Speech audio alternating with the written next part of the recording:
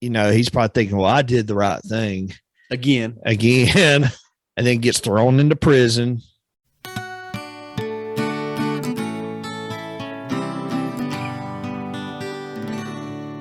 We are Saints in the South, your source for gospel growth and good times.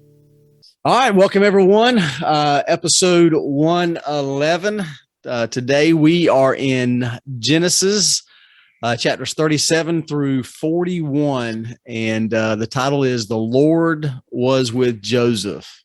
So today just me and Andrew, and I think we got the mics going right. That's right. This time, That's right. So we did. Hopefully, did a couple sound checks and everything. So should be good to go. But yeah, so this week is the famous one of the famous stories with Joseph and the coat of many colors and how he's treated by his brothers and everything. So I know you didn't have any brothers no. growing up, all sisters. Right? Yeah. I was and you were the oldest, right? Oldest, that's right. Oldest and the most favored child. Okay, yeah. There you go. Just kidding. No, the experiment child. Yeah. As the oldest, sometimes. Gotcha. So it seems like these brothers here, and it's kind of natural. Joseph was the youngest, right? Of Israel, or of So I believe he had a younger one named Benjamin. Yeah, but that was I think that was okay, that's right. Something like that. Yeah. So if we so this is Joseph, the son of Jacob, Israel, right? Right. Okay. Yes. I mean, just want to clarify. He does have a younger son named Benjamin. That's Benjamin, right. Who ends up coming into play later on. Later on. That's we'll right. Talk about that. But evidently, Joseph was the most favored of Jacob. Yeah, Israel, Jacob. Yeah, loved him very much. I guess by this time he's had his name changed to Israel, right? That's right. Okay. Yeah, he loved him. He was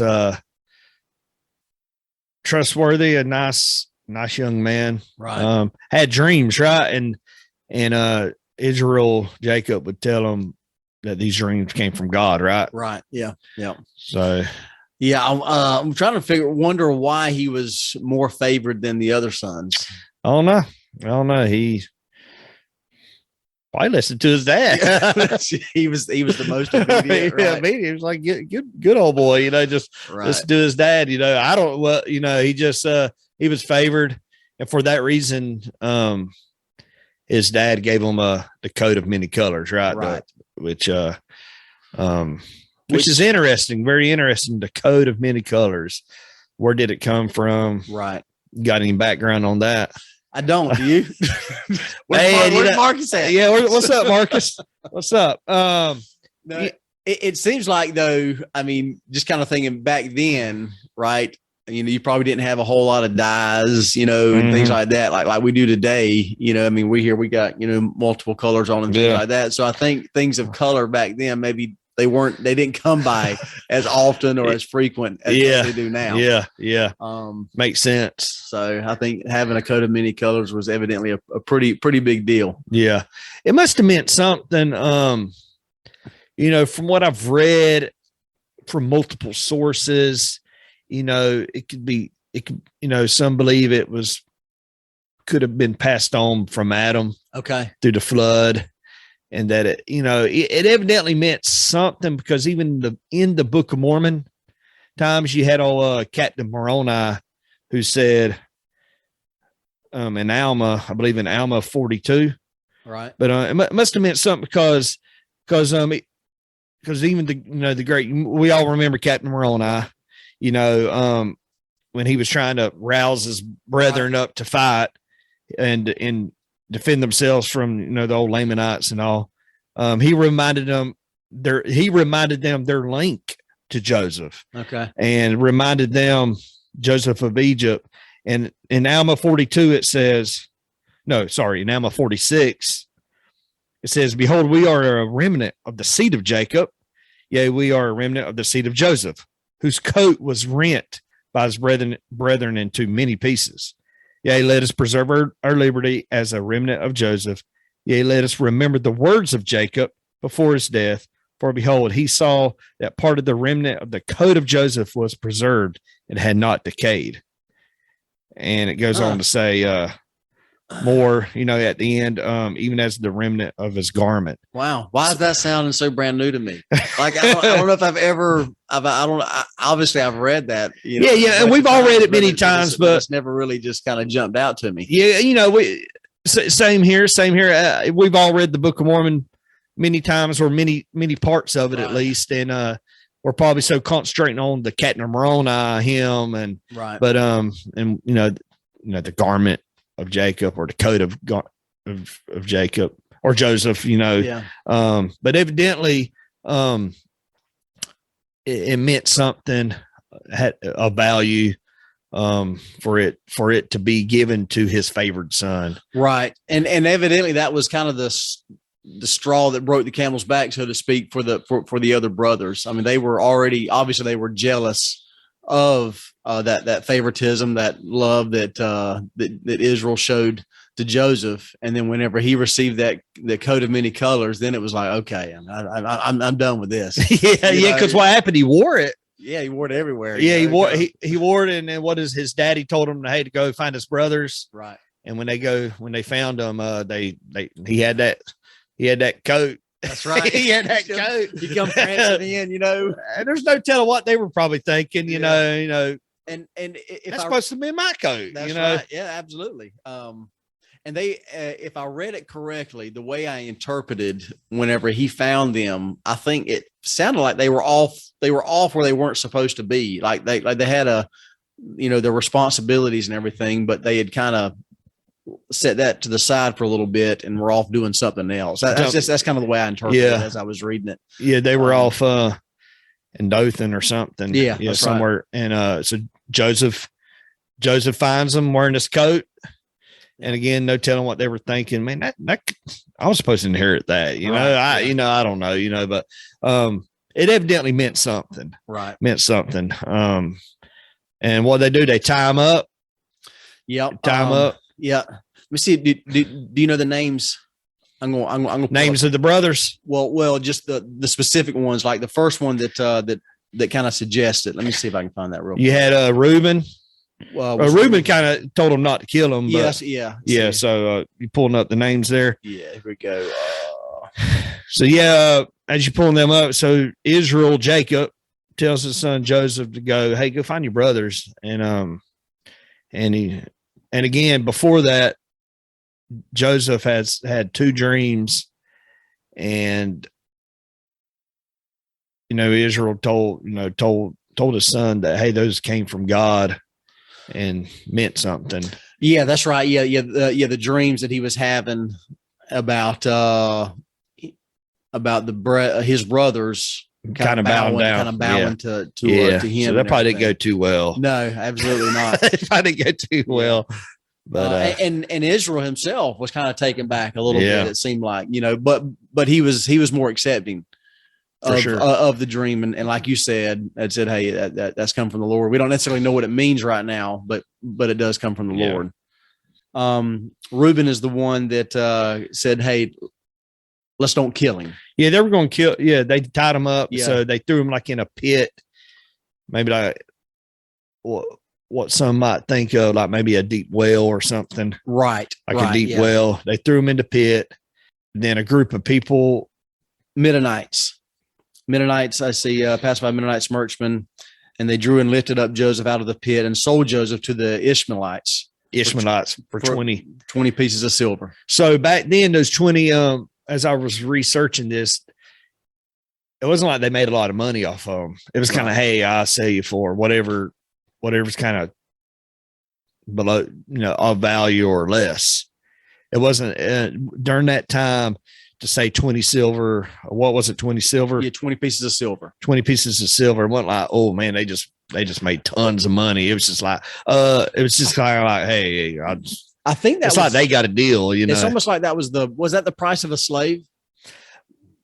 I'm for some reason I'm thinking I've heard that or read that. Yeah, before. Yeah. So it was or less, or okay, it could have been less. It wasn't like the brothers gained a lot of money from it. Okay, it was just like hey, just kind of we didn't kill you. Going away. Yeah. Give me what you can. And yeah. And we'll be good. Exactly. Okay. Exactly. So they obviously, they didn't value.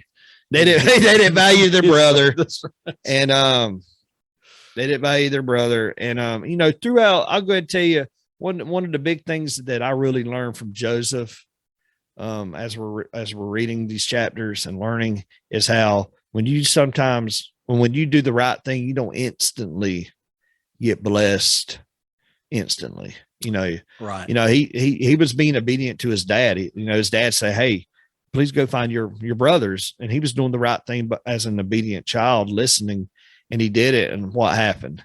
You know, he got tied up, thrown in a pit, right. And then sold into slavery into Egypt. Right. I mean, so yeah, that's a good point. You think about if you wonder if he's going, obviously he's, do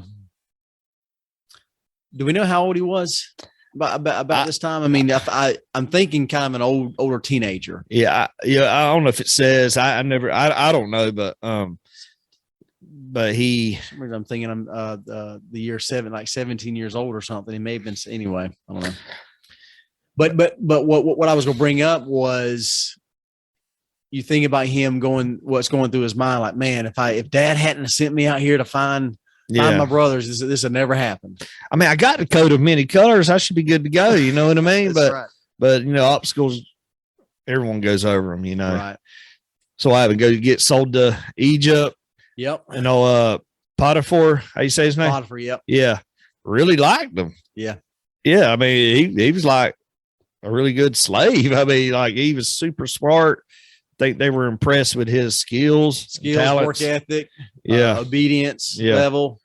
So what happened? Potiphar he basically said, "Hey man, you can kind of rule my household." Yeah. Or something like that. Exactly. Gave him the keys to the house pretty much. Yeah. And then Potiphar's wife, right? Yeah.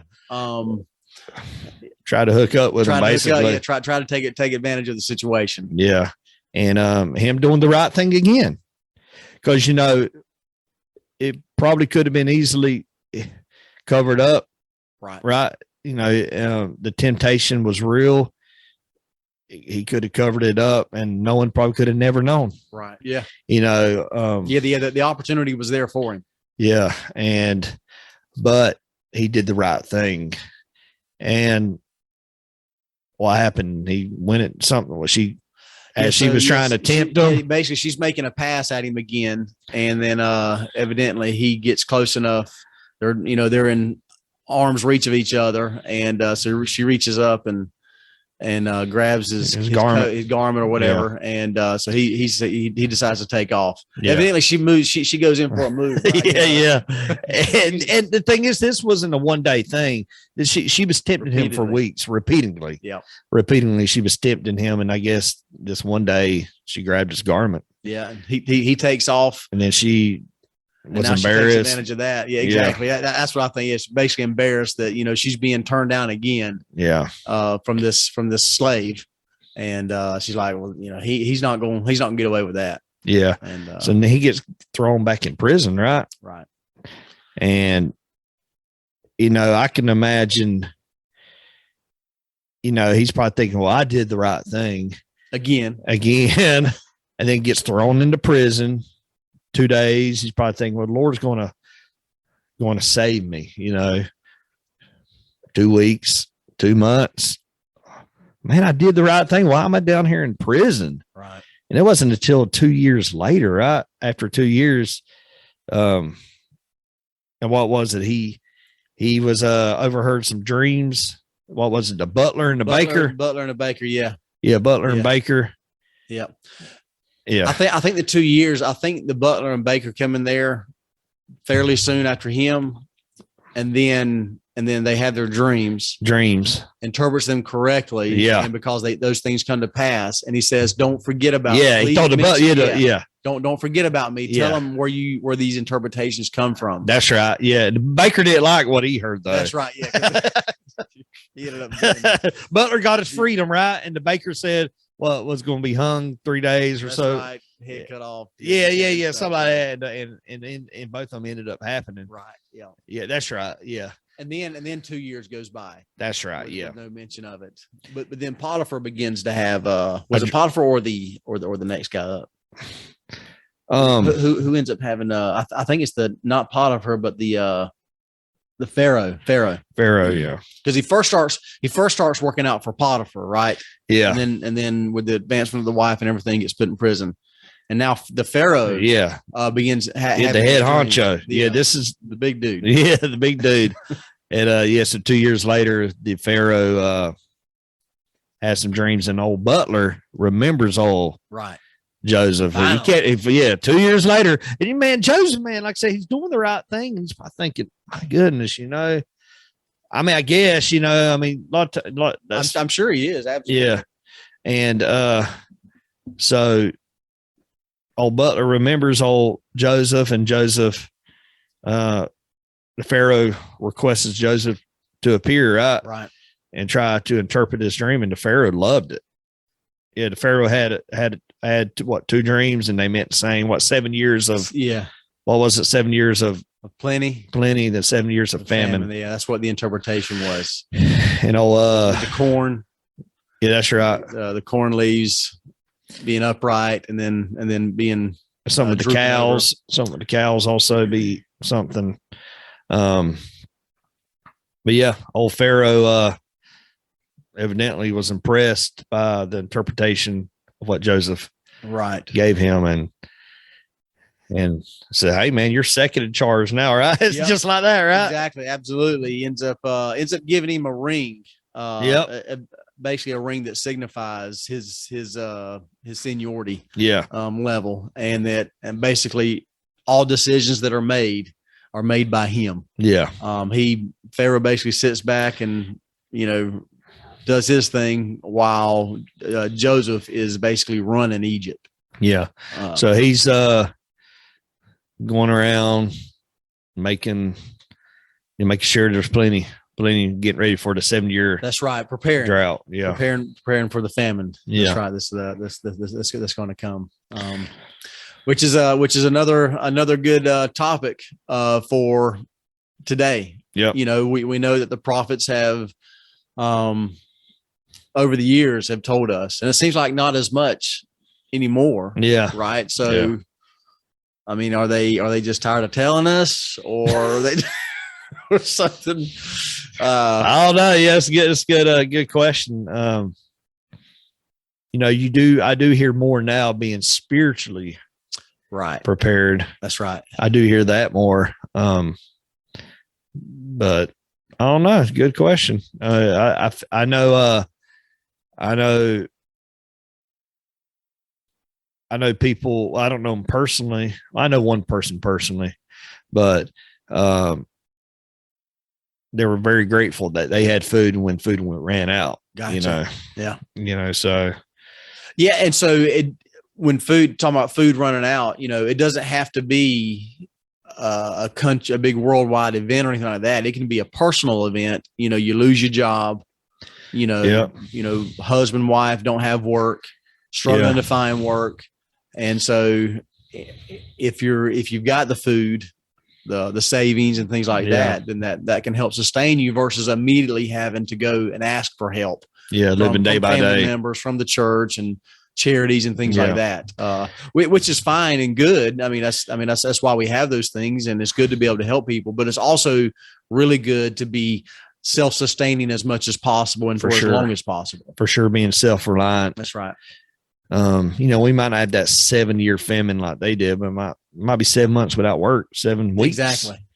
And then just the personal satisfaction of knowing that you were independent, right, and that you were self-reliant, and that I think there's blessings that come with that. Absolutely. Being your own. Just knowing that you did it. That's right. Yeah. You were prepared. You've followed the counsel of the brethren and everything, and obviously the instructions of the Lord and so forth. Yeah. So, absolutely.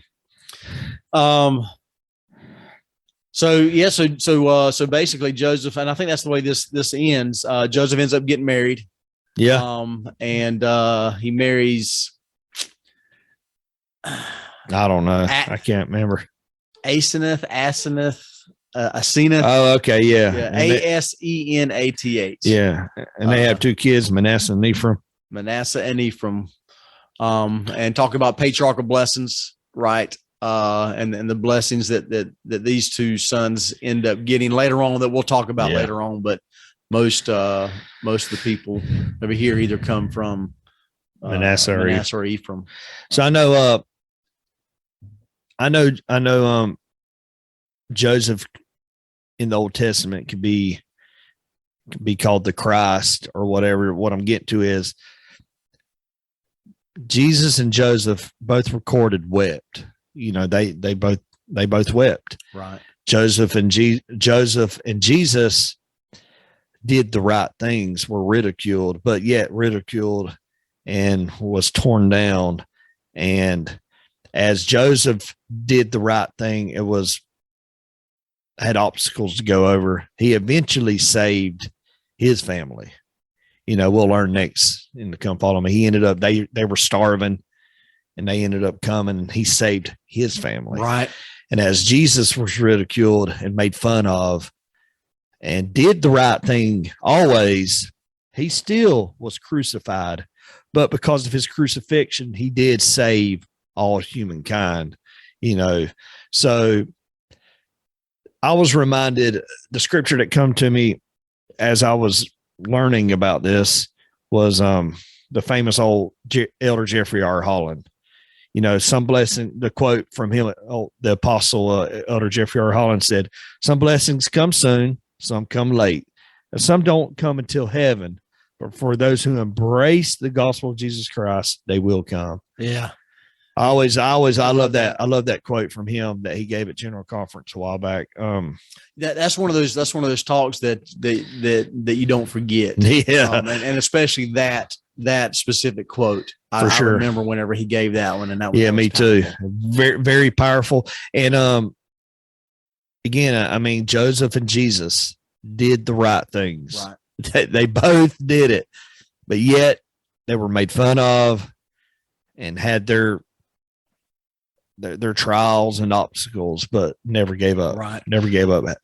They found peace in whatever they did. I mean, I couldn't imagine, you know, Joseph, you know, he did the right thing by not, you know, hooking up with Potiphar's wife. Right. And then goes to prison. Right. Exactly. Yeah. I mean, it's like talking about getting the raw end of the deal. Yeah. You know? Yeah. But he had faith and was there. You heard those people talking about the dreams, and he knew that his dad told him of the gift he had, and he remembered the faith. Right. And anyways, just a good analogy. Jesus right. and Joseph. The comparison. Well, the additional one other one is that they were both sold. Yep.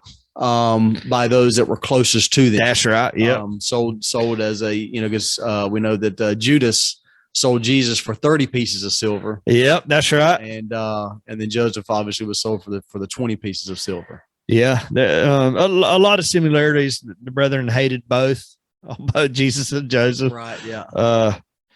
And they were both favored of their fathers too. Right. You know, Joseph was the favored child. You know, Jacob Israel, and as Jesus was the only begotten. Right. You know. Yeah, I think, but like you said, I think that the biggest takeaway from this is that you can do everything right, and a lot of things can still go way wrong. Yeah. Yeah. And being able to maintain the faith, your and love for Christ and the gospel, and having the belief and the hope that things are going to work out, that can be hard. That can be really, really hard to do. Yeah, for sure. So, but Joseph was a great example of that. Yeah. And we can, and we have these stories and these, for, you know, we can liken the scriptures as Nephi. I always go back when Nephi's liking the scriptures, you know. So, you know, Joseph can do it. We can do it. That's right. You know? It ain't a big deal. You know, there's hope again. And we have a living apostle, all of them, but you know, that quote I gave by Elder Holland, that gives us hope. just put your shoulder to the wheel. No, that's right. Try to find peace. Easier said than done. I know it's easier said than done, but always and I think it's very important when people have spiritual experiences or something good in their life to share it, to give hope for others. Yeah. I'm uplifted when I hear something good from someone. That's right. Yeah. Absolutely. And you hear people's, like, listening to people's struggles, like current day struggles and how they've come through. It truly is uplifting. Yeah. It's one thing to read about it that took place, thousands of years ago, in the scriptures, and, such as Joseph here, but to have kind of current events, and someone you can relate to. Yeah, exactly. Helps out. So share them stories. Yeah, man. Share those spiritual experiences. Sharing, because people need all the hope and peace. Well, I do at least. Yeah. And I think it's very uplifting to hear it. So yeah, absolutely. I'm very thankful for it. That's right. Anything else? Okay. That's it. All right. Well, there you go. Episode 111 in the books. Until next time, y'all keep on striving. All right, everyone. Thank you so much for tuning in. If you would like to follow us on social media, you can do that through Instagram and Facebook at Saints in the South. A great place to join in the discussion would be our podcast group page on Facebook. You can also follow us on Twitter, Saints in the South, at 5 Southern Saints. And then, of course, on YouTube, hit the like button, notification bell. And if you're not already, be sure and subscribe. And then finally, you can check us out through our website, saintsinthesouth.com, where you can have access to all the podcast and YouTube videos. And then we would love for you to take the opportunity and leave us a review and rating. Thanks again for all of your support, and we will see you next time.